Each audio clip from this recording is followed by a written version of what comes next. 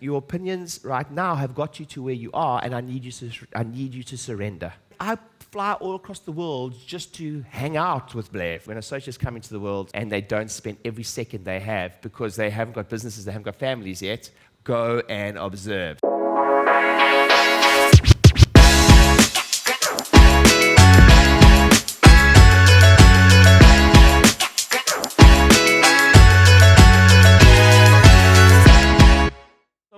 Why are we here? To learn. Why else? Why else? Jolly. Why else? Will Greenwood. He's on his way. Why else? Yeah, look, I think repeat after me. We want to grow. What do we want to do? Grow. We want to serve. What do we want to do? Serve. We want to have community. What do we have? Community. We want to cross-pollinate. What? We want to shamelessly copy. We want to leverage the power of the pack. The what?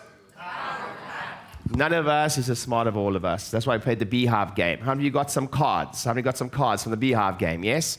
So you get some stuff from that, and you get some ideas from that. But one of the other things is there's a lesser-known concept in business, and that is, please write it down, called risk mitigation. Risk mitigation. There's a lesser-known concept in business called risk mitigation.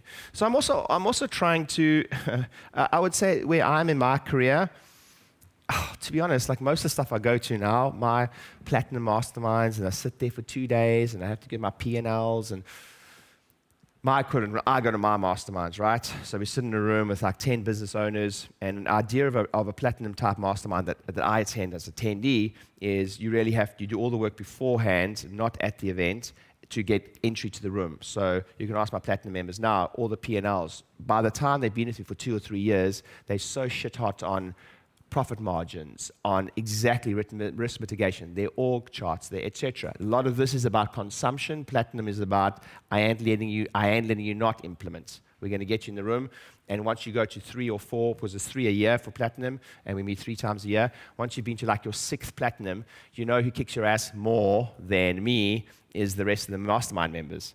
Because you sit you sit at a table of 6 to 12 people, and you go, okay, cool, org chart will be done by the next platinum. And you said that for 3 platinums, and by the 4th one, you sit down, and as you start opening your mouth, you start going, yeah, you know that org chart. What? You haven't fucking done it. Are you serious? And that's I promise you the mastermind members are coming after you.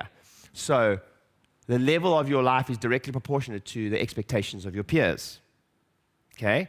So if the people around you expect a lot of you, trust me, you sit in the platinum mastermind for 3 or 4 platinums and someone's screaming at you going, what the hell? I mean, Oliver's basically, from one platinum to next, moved his practice.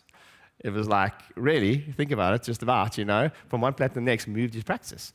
So it's exciting to see the accountability we have in that.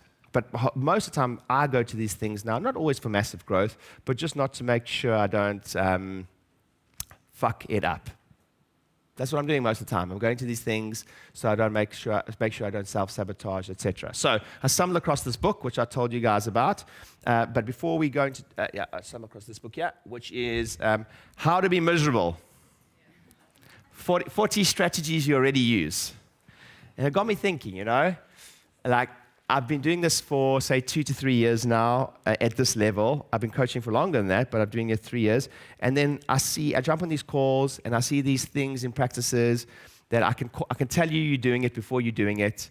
And I've come up with a list of and I have to teach this fast, but I don't know if we'll get through all of it, but about 33 things, how to fail, 33 things you're already doing. So, would you like to know the list? Would you like to know?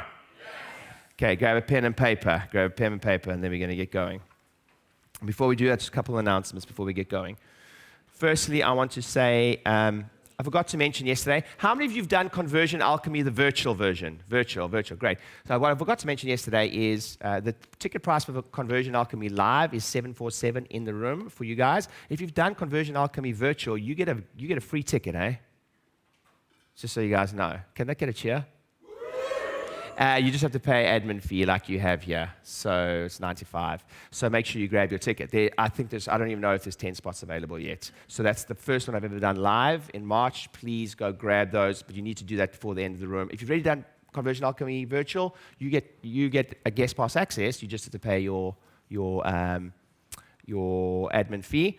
And then March Mastermind, as I say, we've got loads of people registered already. I am concerned about capacity for that room, so I need you please to register for that, so I know if I have to keep it at the hotel or not. So if you can not leave here, if you know you want to come, if you can't make it, I'll just give you a refund. But if you know you want to come to the next Mastermind, meet Karen Brady, please try to register before you leave the room. So it's just an admin fee again, just so I know for plan. I'm really struggling to find venues at the moment. So venues bigger than this are really tough to come by. So I'd like to plan. If I need to go to a bigger venue, I need to hustle now. And I think I'll need to. And then the drill day, we're adding a bonus day before the next Mastermind. We are, I think, almost at capacity for that. But make sure you grab that. That's myself and Gareth, and we're going to spend a full day with you, drilling your day. You have to send a video beforehand, but we'll have a whole process for you. You will walk out a different day one, day two person, and sales is just about the fastest way to increase your income than anything. Well, it's not something we're doing again. It's a once-off. We're doing it just before the Mastermind, so it's the last opportunity to do that. I'm not doing it again. And then I wanted to just give a shout out to one of our Inner Circle members. So how many of you have seen this awesome bust? Give it a cheer. So this is Dee Dee, and these incredible busts are made by Toby. Toby, they can give a microphone to Toby. So if it's okay, we like to shamelessly copy, but we also like to shamelessly promote. Is that okay if we shamelessly promote? Awesome. So Toby is an amazing chiropractor, and he does this out of passion and love, and they're freaking awesome. So I know Dr. Benny Matthews and a few people have got these in their practices, etc. So I'll give you 30 seconds to give us your best elevator pitch, and go, Toby. Nick. Yeah. Is that better? Okay, yeah, cool. 20 seconds now. So, if you're like me, you love chiropractic. So, does anyone here love chiropractic? Yeah. So, without Dee Dee, obviously, none of us would be here doing what we do. And to me, it's the science, the philosophy, and for me, is most importantly the art. And we all have part of Dee Dee in our hands. So every day, what you're doing to people comes directly from this man here. So if you like to be inspired by him daily, then please order one of the busts. They're handmade to order. They're numbered editions, so it'll be kind of unique. And I believe you've got a special going at the moment that if you get one, you also get a bust of me. Yeah, that's right. A little one about next week. So you have a bust of Dee Dee and then a bust of Ryan right there. It'd be freaking amazing. Can you imagine?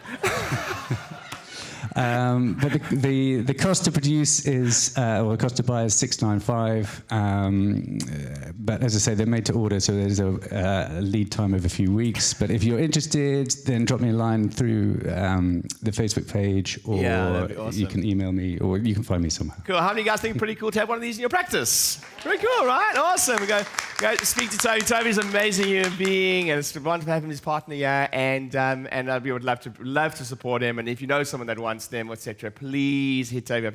They're awesome, and I'm sure he will oblige making one of me too. It'll be brilliant. Give Toby a round of applause. Okay, cool. So pen and paper. Let's do this. 33 things. How to fail. Everyone say how to fail. How to fail. Don't do it. Okay, number one, mindset. Number one is from a mindset perspective, I don't have prompts for you. I don't have things to fill in. You're going to have to fill these in, and I'd like you to fill them all in as we go. Number one, when it comes to mindset, I was thinking about it, with a lot of people I've worked with, and particularly associates actually, but certain chiropractors, is when I jump on a call with them, etc., it's amazing, when someone asks for help. You guys heard me speak about it many times. I went to an event with him and his teacher, and his teacher is one of his teachers is Mac Newton. He's in Phoenix, Arizona. He's 70 now, and you go and you train with him for 4 days, and you sit on the floor, and he does lectures with you. He was Judge Judy's personal trainer. He's the only personal trainer, he's the only guy in the world that has a Super Bowl ring, an NFL ring, a baseball, football, and basketball. He was the fitness trainer for all those, and they all won, so he's got all 3 rings. He's like a living legend, but he's just got this dojo in Phoenix that you go and spend 4 days with him, and he's like just incredible. He had a TV show for cooking and many years ago, etc. And I remember we were sitting there. He's 70, Blair is 71, I think. So Blair's 71, and one of his programs, which is something we're playing with here, one of his programs is you climb Kilimanjaro with him.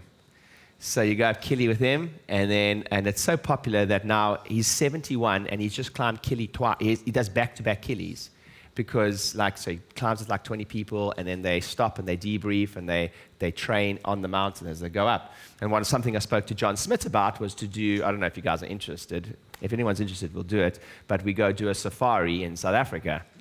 And then we have John Smith, ex-World Cup winning captain, join us. And would anyone be interested in that? Okay. Well, what do you... All right, cool. We'll do a safari. It's like a 5-star game lodge, and they're incredible because you go these game drives in the evening, you see the big 5, and you see the sunset, and then they bring out some wine and stuff like that, and then biltong. You guys know what biltong is? Yeah. And then we do a session. We do a session in the evening in the wild. You can't see anything for miles, and you're these tented camps in the middle of the bush.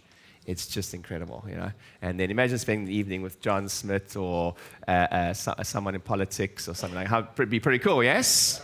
Yeah, okay, cool. I'll keep an eye out for that. And then, but whatever I do, so I'm training with Blair, and Blair's 71, Max in his 70s, and then Blair's on the floor and he's taking notes. And we walked out of the event, and I said to Blair, how many times have you heard Max speak? And he's like, oh, dude, for 30 years, I'm like, you're still taking notes, bro.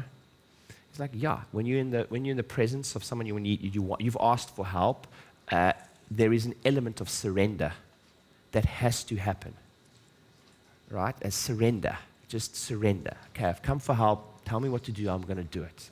The very successful people that I work with often just go, dude, whatever you tell me to do, I do, to a point.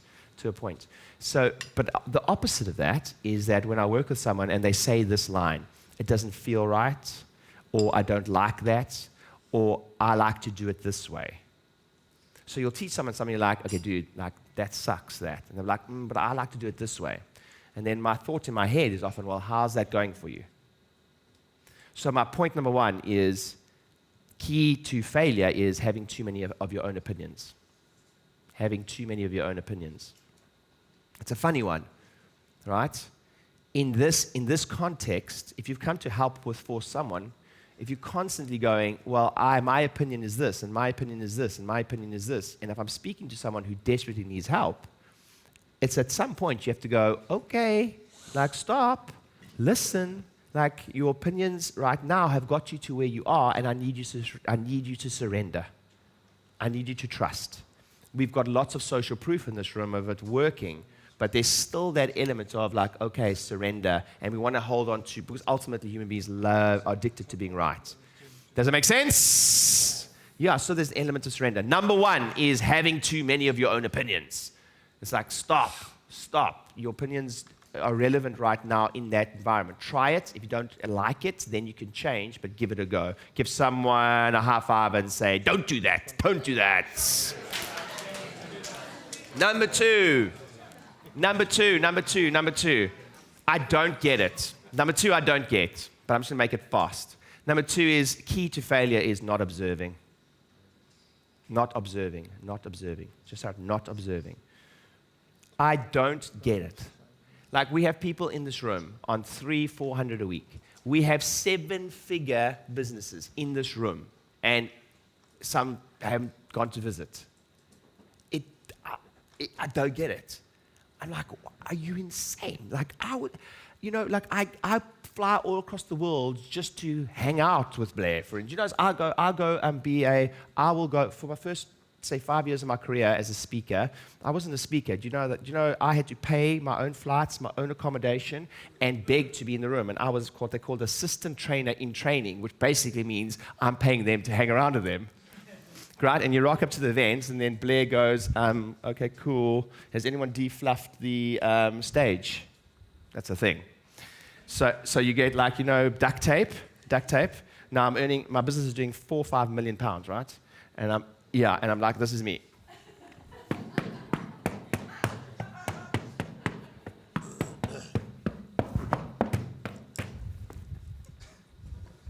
Blair's okay. No, there's a spot there. So I'm like, I literally, but then I got to sit here. For days. I got to sit here. And I just got to watch. And I just got to watch. And I just got to watch. And I just got to watch. And I just got to watch.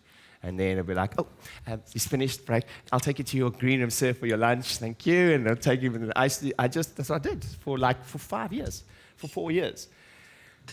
Now you may see some of the skill set I have on stage and go, wow, Ryan has a lot of experience in that. But I just paid to be in the room. I just paid to be there, just to be around him, just to be around Robert Kiyosaki. You guys think I got paid a lot of money to tour with Robert for 3 weeks? 3 weeks away from my family in Europe. Like it was hard away from family, 3 weeks. And that tour, I don't think I got paid for that tour. I don't think I got paid to tour. But someone says you can tour with Robert Kiyosaki, you can tour with Blessing, you're having meals with them every night, etc. I'm like, I'm out. I'm doing it. I'm gone. So I just got to observe. So we've got some pretty awesome people in the room. Yes! I don't get it. Just go spend some time with them.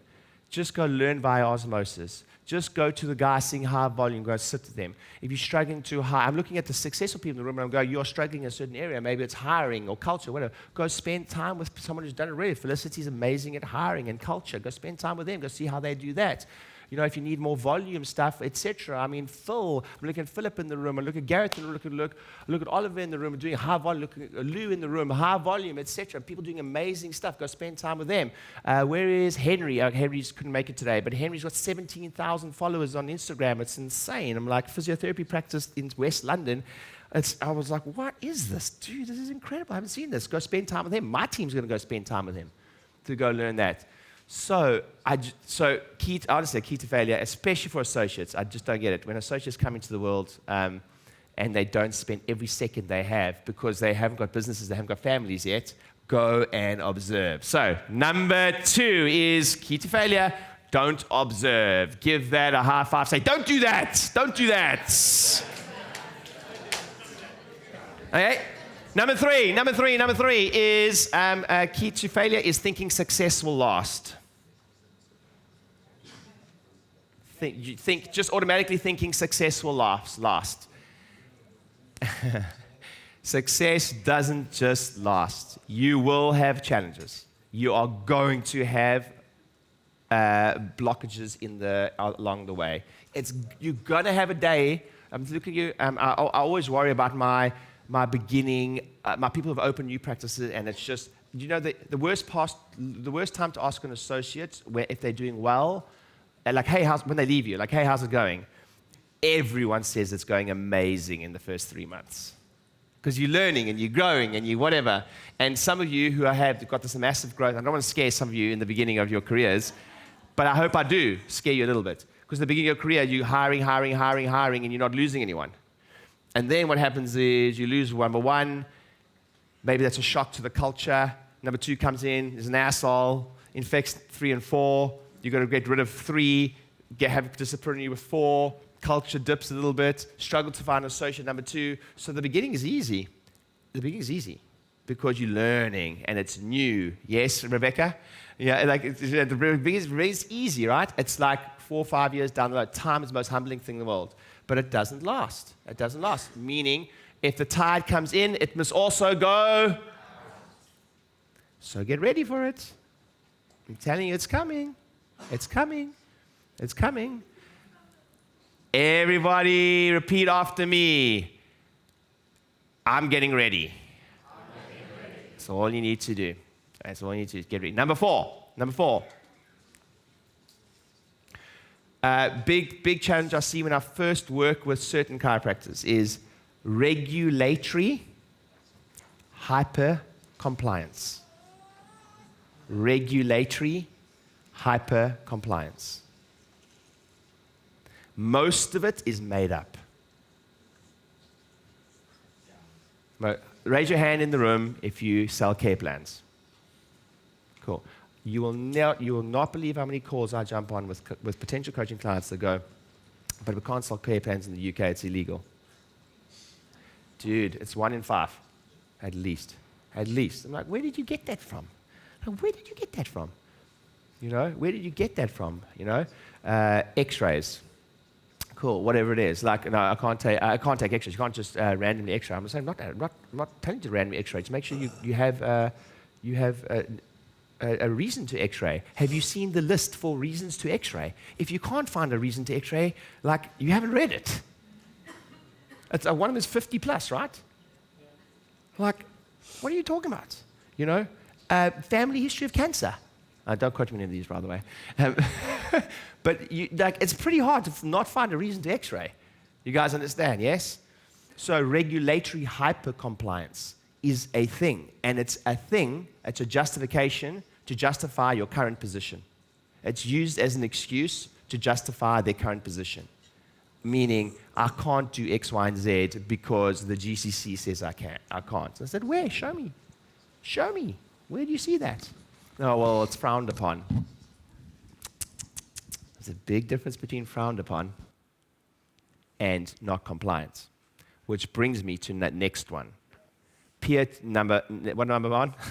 Sorry. I don't know if I'm gonna get. I don't know if it's actually 33, but it's somewhere around there. But number 5 is peer-to-peer hyperconformity. Peer-to-peer hyperconformity. You know, we are petrified of what our colleagues think of us. Petrified of what, specifically people who hold positions of power in organizations think of us.